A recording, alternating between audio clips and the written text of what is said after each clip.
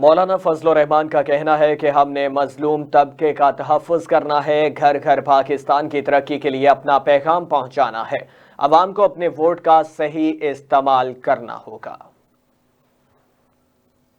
آج بھی اگر ہم قرآن و سنت کی بات کرتے ہیں، اگر آپ نماز پڑھتے ہیں،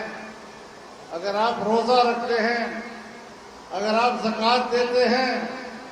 اگر آپ حج پہ جاتے ہیں، اگر آپ نکاح کرتے ہیں،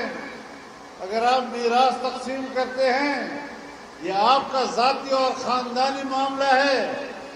لیکن وطن کو کیا چاہیے، ملک کو کیا چاہیے، میں اس کی بات کر رہا ہوں۔ اس وطن کو دو چیزیں چاہیے، ایک انسانی حقوق کا تحفظ اور دوسرا خوشحال معیشت۔ ذرا سوچو 75 سال پر پوری نظر ڈالو اس کے اوپر، کیا ہم اللہ رب العزت کے اس فرمان کا مصداق نہیں بن رہے؟ فرمایا ضرب اللہ مثلا قریة كانت آمنة مطمئنة